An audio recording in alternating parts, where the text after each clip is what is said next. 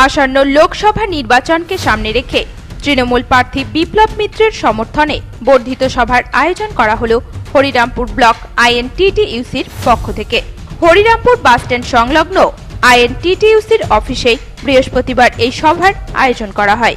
এদিনের এই বর্ধিত সভায় উপস্থিত ছিলেন দক্ষিণ দিনাজপুর জেলা আইএনটিটিইউসির জেলা সভাপতি নামিজুর রহমান, হরিরামপুর ব্লক আইএনটিটিইউসির সভাপতি রামকৃষ্ণ সরকার সহ হরিরামপুর ব্লকের বিভিন্ন এলাকার শ্রমিক সংগঠনের সদস্যরা।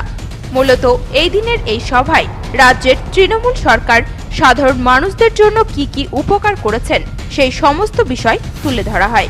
এদিন এই বর্ধিত সভার পর আইএনটিটিইউসির জেলা সভাপতি নামিজুর রহমানের নেতৃত্বে হরিরামপুর এলাকায় চলাচলকারী টোটো, অটো ও শ্রমিক সংগঠনের বিভিন্ন গাড়িতে বিপ্লব মিত্রের প্রচার হিসেবে স্টিকার লাগানো হয়।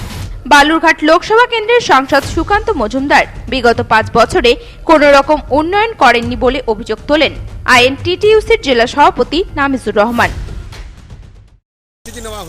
আজকে আমাদের হরিরামপুর ব্লক আইএনটিটিইউসির ব্লক সভাপতির ডাকে একটা আমাদের বর্ধিত সভা ছিল। সেখানে একটা বার্তা হলো যে আমাদের জেলার ভূমিপুত্র সম্মানীয় বিপ্লব মিত্র তিনি এই বালুরঘাট 6 নম্বর লোকসভা আসনে দাঁড়িয়েছেন, যিনি বিগত 5 বছর ধরে এই বালুরঘাট লোকসভা কেন্দ্রের সাংসদ ছিলেন সুকান্ত মজুমদার। এই 5 বছরে তিনি কোনো কাজ করেননি।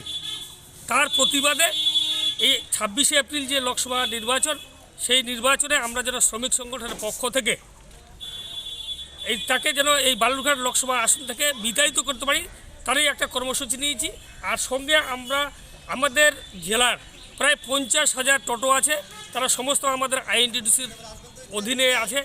এই সমস্ত যারা টোটো চালক আছে, সমস্ত টোটো চালকে আমরা একটা স্টিকার করেছি। প্রত্যেকটা টোটোর যে সামনে কাজ, সেখানে আমরা স্টিকারটা বসাবো, তারই আজকে আমরা একটা কর্মসূচি করছি।